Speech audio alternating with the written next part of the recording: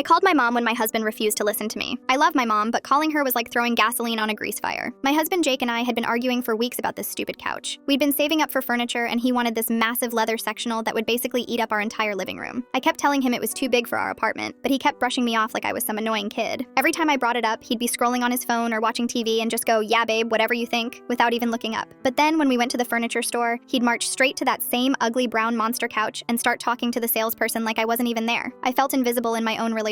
The final straw was last Tuesday when I came home from work and found him on the phone with his buddy Ryan, talking about how he was going to surprise me by just ordering the couch. I lost it. I told him we needed to actually discuss this like adults, and he just laughed and said, "Relax, it's just a couch. Just a couch." Like our shared living space meant nothing. That's when I made the call. Mom picked up on the first ring like she always does. "Hey, sweetie, what's wrong?" she asked, because apparently my voice gives away everything. I told her the whole situation, and she immediately went into mama bear mode. "Oh, hell no," she said. "That boy needs to learn some respect. You want me to talk to him?" I should have said no. I really should have, but I was so frustrated and felt so unheard that I said yes. Mom came over 20 minutes later with this look on her face that I recognized from when I was a teenager and had done something stupid. She walked right up to Jake, who was playing video games, and said, "We need to talk." What happened next was basically a massacre. Mom laid into him about respect and communication and how a marriage is a partnership. She brought up examples from their failed marriage with my dad and started psychoanalyzing Jake's relationship with his mother. She even mentioned how his ex-girlfriend had complained about the same stuff when they were together, which honestly I didn't even know Mom knew about. Jake just sat there getting redder and redder. When Mom finally finished her speech, he looked at me and said, "Are you serious right now? You called your mommy because we disagreed about furniture?" The way he said mommy made my stomach drop. I realized how this looked from his perspective and felt like I was gonna throw up. After Mom left, Jake and I had the worst fight we'd ever had. He said he felt ambushed and humiliated. He asked if I was gonna run to my mom every time we had a disagreement. He said he felt like he was married to both of us instead of just me. The worst part was, he wasn't totally wrong. We ended up not talking for 3 days. I slept on the couch, which was ironic since that's what started this whole mess. Jake's friends started treating me differently too. Ryan made some comment about how I needed to cut the cord when I saw him at the grocery store. I wanted to disappear. Finally, Jake and I sat down and actually talked. Really talked. He admitted he hadn't been listening to me about the couch, and that he sometimes dismisses my opinions without meaning to. I admitted that calling my mom was a huge overstep, and that I should have insisted we work it out ourselves first. We agreed that our relationship problems stay between us, unless we're both okay with bringing someone else in. We also compromised on a smaller sectional that actually fits our space, and looks way better than that leather monstrosity he wanted. The weirdest part is that this whole disaster actually made our communication better. Now when one of us feels unheard, we have a code word to pump the brakes and really focus on each other. And Mom learned to ask if I want advice or just want to vent before jumping into fix-it mode.